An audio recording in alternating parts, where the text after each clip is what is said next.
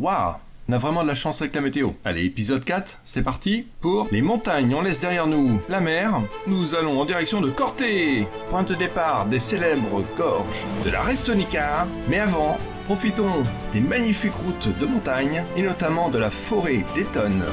Allez, commençons d'abord par grimper vers le col de Vergio. Je vous ai préparé des belles surprises et une petite rando aux petits oignons sous les orages. Mise en route des moteurs, c'est parti pour une magnifique journée dans les montagnes au cœur de la Corse.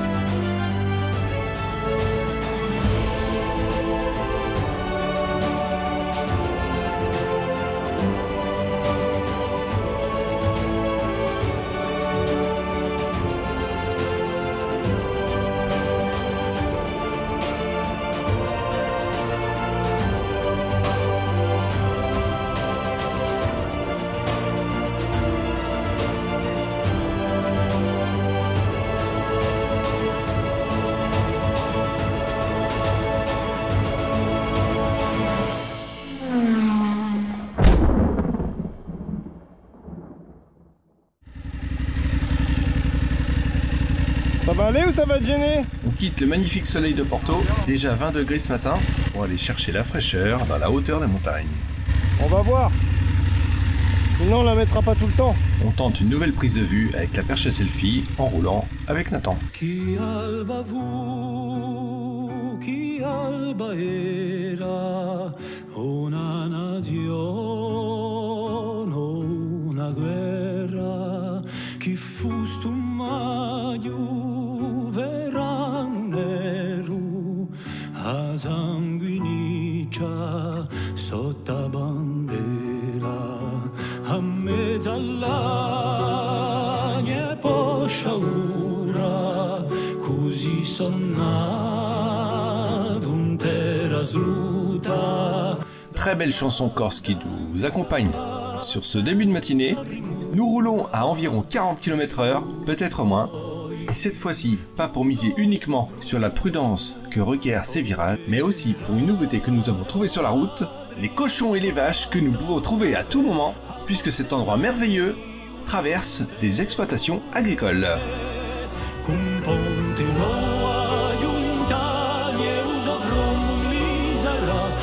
De ces belles bêtes qui nous observent, qui ne bougent pas d'un millimètre. Hein. Ah bah tiens, voilà. Ah non, c'est les vélos ça compte pas.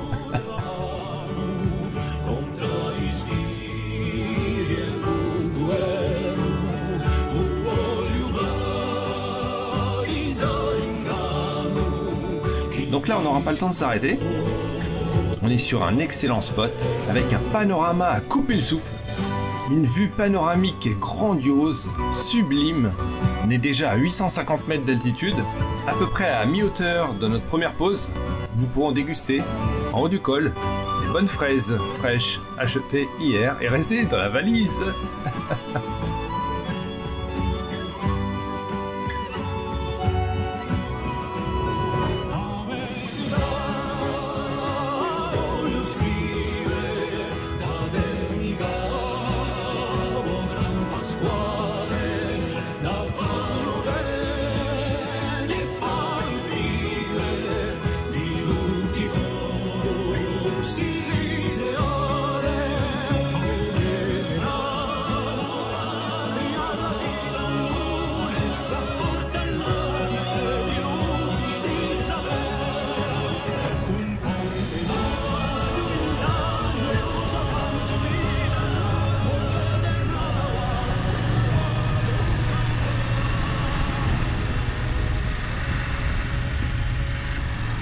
Allez, on s'accorde une petite pause avant de traverser Evisa.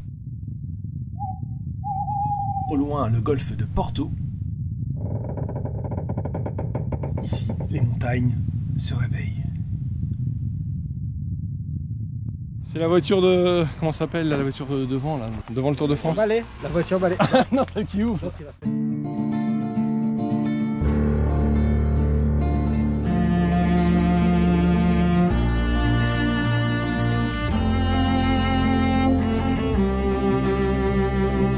On poursuit la route, l'occasion de vous afficher quelques belles paroles en Corse. a sigori sognavano di baci spondegarme. Uliso speranze appesi a setozzi assuriate. Passimenti che scattinavano e menti umani. Ti riso idee armate paurando l'indomani. Là on traverse Evisa. Senti come io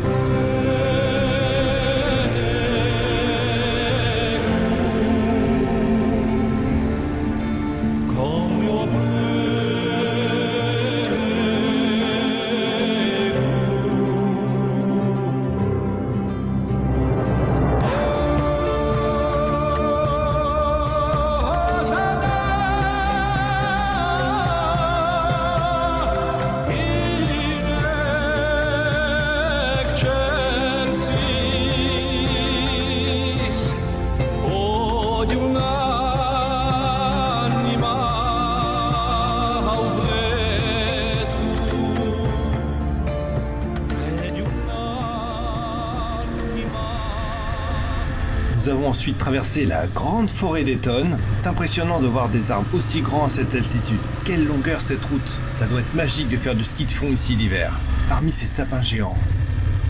C'est là le col de la Verbio. Voilà, ça c'est pas le point le plus haut. Bah si, au niveau de la route, c'est le plus haut, pas les montagnes. Là, là-bas. Si tu veux, bah vas-y, vas-y. Voici au col routier le plus haut de l'île. Et ça change, hein. Et encore, on est pas dans le brouillard. Pas trop de vent, trop de nuages, pas d'orage. Allez, on lance le drone.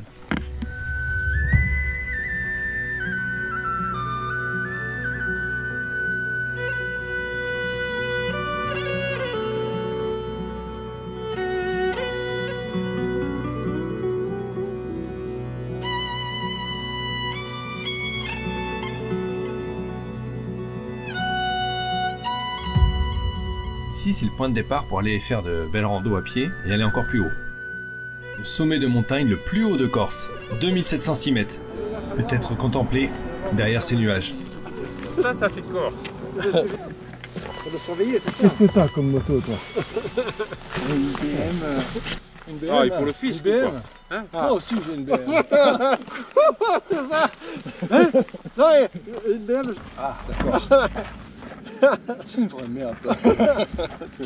Elle a que 2000 bornes, on peut rien faire avec. Ouais. J'ai pas le temps de rouler, je suis taxi, restaurateur, tu vois, je pilote, j'ai pas le temps. J'ai pas le temps. S'il y a un peu là, entre 3h30 et 4h moins le quart le matin, j'arrive à en faire un peu. Bon.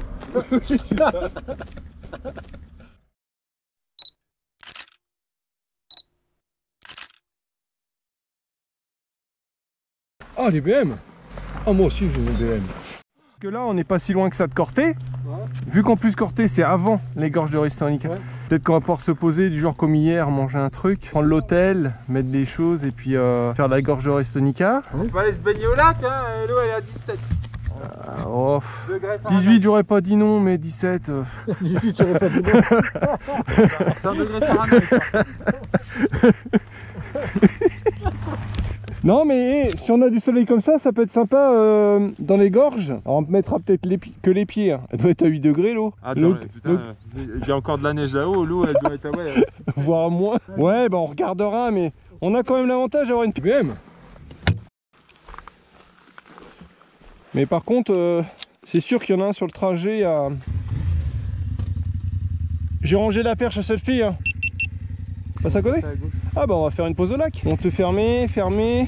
Ah mais il fait bon au soleil.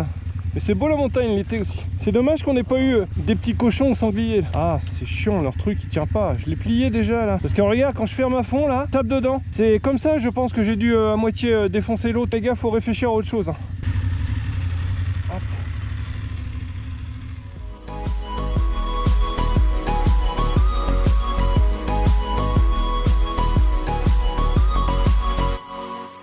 Nous quittons le col de la Virgio pour redescendre de l'autre côté, vers le centre de la Corse.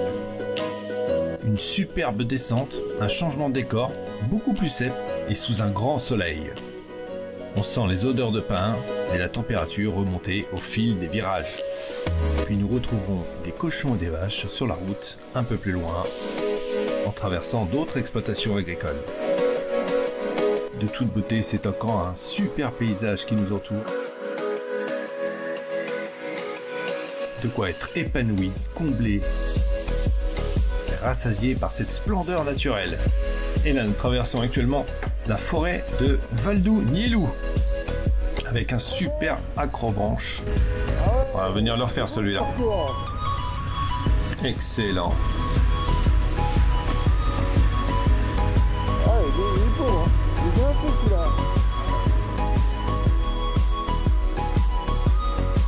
Et là, on continue de descendre. Un peu plus de 18 km de forêt non-stop. Des arbres, des arbres, des arbres. La chaleur commence à revenir. Quasiment 30 minutes de forêt avec des arbres à perte de vue. Géante cette forêt.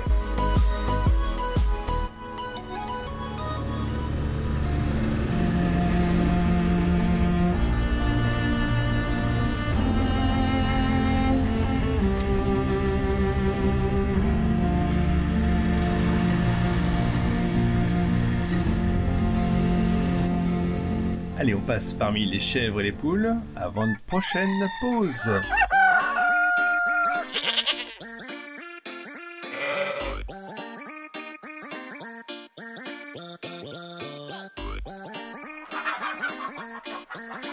Et bien sûr, on n'oublie pas la spécialité locale, les cochons.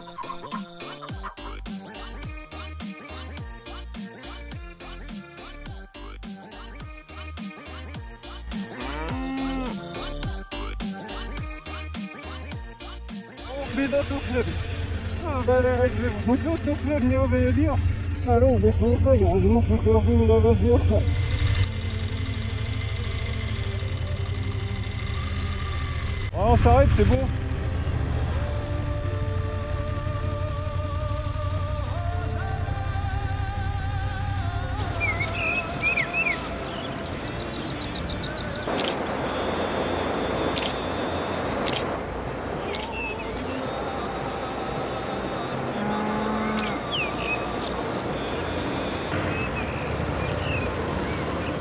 Je vais m'arrêter là, moi. Il y a une belle photo à faire ici, t'as vu comment c'est beau au pont? Il y a une belle photo à faire ici. Puis les vaches elles vont pas trop nous embêter hein. Pour une fois qu'ils passent devant.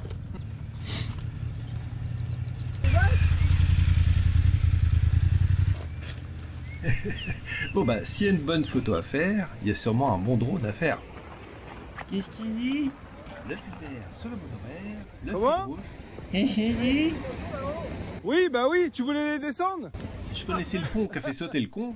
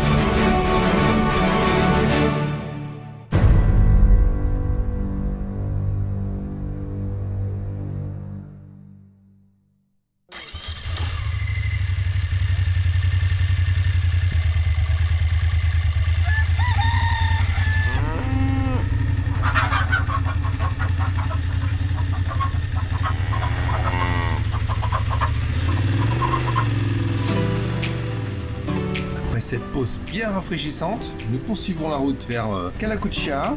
On passe devant un superbe lac et ensuite nous voici devant le paysage que vous voyez, des superbes gorges dans le canyon de la Ruda. Et des fois j'ai l'impression d'être aux États-Unis. C'est vraiment grandiose, très très joli ici. On dirait un décor de cinéma.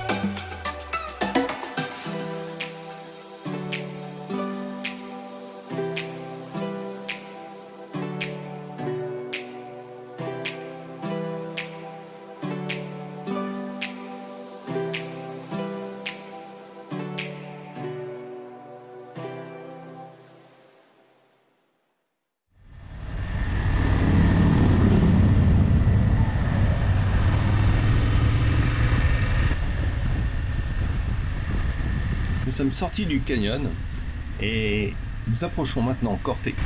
Il ne faut pas tarder parce que au loin il y a des gros nuages noirs sur la droite là vers Corté qui menacent d'éclater assez violemment.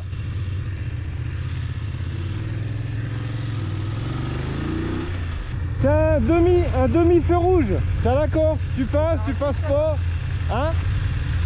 Nous arrivons donc à Corté, la citadelle de Corté, ancienne capitale, actuellement sous-préfecture de la Haute-Corse, une capitale historique qui a été choisie par Pascal Paoli et qui a marqué l'histoire des Corses, puisqu'il a rendu la Corse indépendante pendant près de 15 ans, en 1755.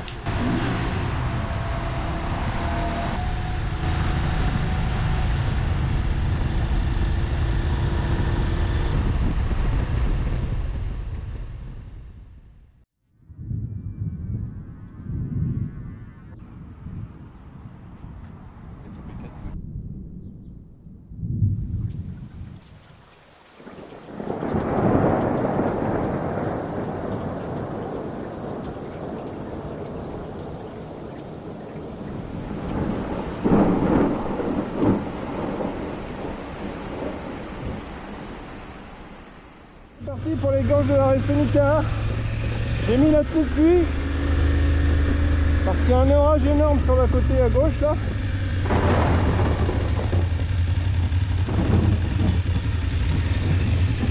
C'est bon? C'est indiqué, non? Je sais plus, moi faut passer par la ville. J'ai entendu le tonnerre, hein, il y a de l'orage dessus. Mais bon, ça sèche vite, hein. C'est chaud quand même. Hein. Qu'est-ce que c'est que ce kangou avec une benne? Ah bah, déjà qu'on n'allait pas vite. Mais alors là, 25, on n'est pas rendu, hein. C'est quoi? C'est pas un kangou, c'est un Dacia ça, avec une benne aménagée. Oh là là là là. Regardez la vue sur Corté. Ça c'est beau. Et comme ça on voit un peu mon bidon. Alors Restonica 5. Eh ben il y a de la flotte, hein.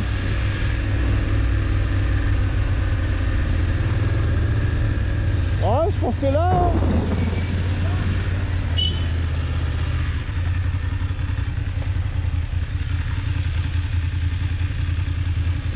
Petite route comme ça qui sort du village, bien discrète. La Restonica. Bon, ça va peut-être se dégager avec un peu de chance. Jolie cette vallée.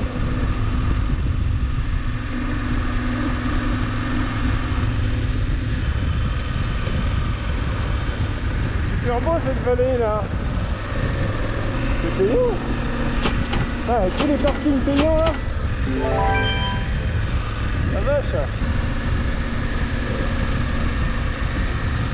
Ouais, il y a des belles cascades là. Là.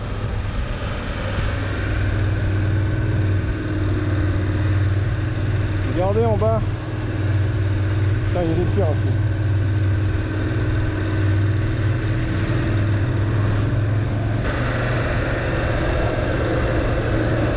La Restonica. Alors c'est vrai que cette vallée commence très fort, ça commence très fort. Très splendide dès le départ, une très belle rivière, toute petite route. Nous sommes au mois de juin, donc pas trop de monde sur la circulation, il n'y a même personne. On est privilégié, mais alors c'est un site qui est très convoité l'été, où il est préférable de laisser la voiture en bas dans les grands parkings et de tout faire à pied.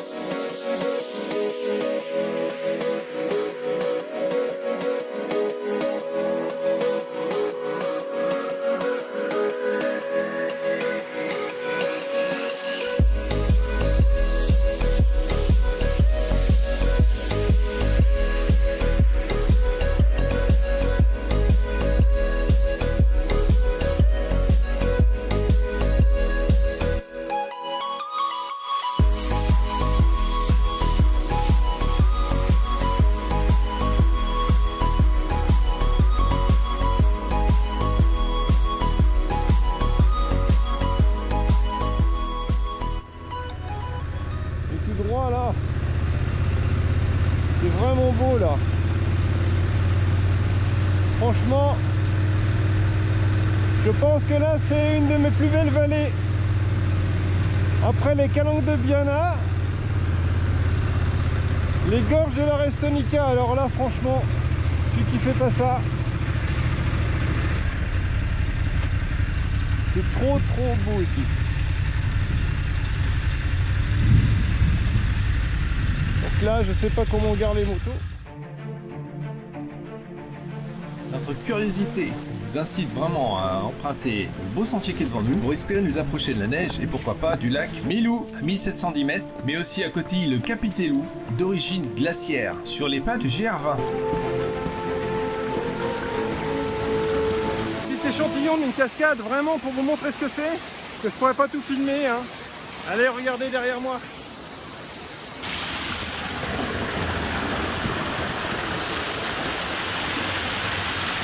Ça c'est une petite qui part de loin. On va faire bras à selfie, un petit pas glissé. Et alors est-ce qu'elle est bonne? Parce que franchement j'ai soif. Alors elle est froide, mais franchement c'est de l'eau de montagne. Hein. Bah, si j'ai mal au ventre, soit on dirait que c'est le resto, soit c'est l'eau, mais franchement là elle est excellente. Ah ouais.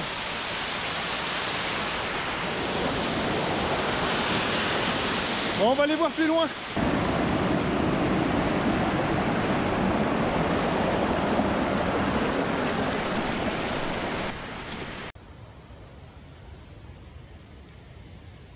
On a laissé les motos tout là-bas, on voit pas. sur le parking. On les a abandonnés pour faire une marche. Alors on sait pas trop en fait combien de temps ça dure. Ça fait déjà peut-être 30 minutes qu'on marche avec les tenues de pluie. Regardez. Je crois que là j'ai pas besoin d'aller prendre un abonnement au sonar. Alors sinon c'est magnifique accessoirement. En plus l'orage tant mieux il est parti. Mais ça n'a pas rafraîchi tant que ça en fait. Et alors là on enchaîne cascade sur cascade, des torrents permanents, super randonnée. Et on est entouré de neige. On va voir s'il y a des petits en bas là on voit là. Je vais voir si on peut toucher un peu de la neige. Mais alors le long là, on a fait 12 km de moto. Il n'y a que des bassins pour se baigner, des eaux transparentes, des sentiers, des promenades. Puis il n'y a personne. On a croisé quelques randonneurs. On arrive à un refuge là derrière. Mais il n'y a personne, c'est pour nous. On est en VIP, j'observe, je respire, allez j'en profite.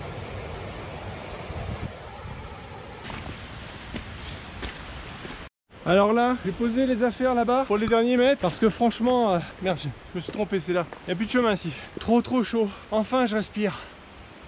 Allez, je vais voir ce qu'il y a là-haut.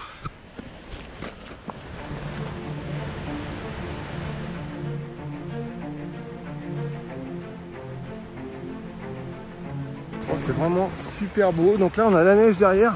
On descend parce qu'il est déjà un peu plus de 16h30. Pour finir, on a quasiment 1 heure de marche pour venir. Ouais, 3/4 d'heure, 1 heure. Et le lac derrière, bah, il y a encore quasiment 1 heure pour y aller. C'est pas l'orage qui fait peur, c'est surtout que le temps file. Bah, là, on est, si je me trompe pas, mardi. Le couvre-feu est toujours à 21h. Parce que le problème qui se pose, c'est que autant on sait où dormir. Par contre, pour se restaurer, bah, Putain, je vois que je suis pas très rasé là, demain je vais me raser. Pour se restaurer, bah, si on prend un resto, y aller pour 19-20 heures max. Allez, on redescend, ça va être beau dans le sens aussi.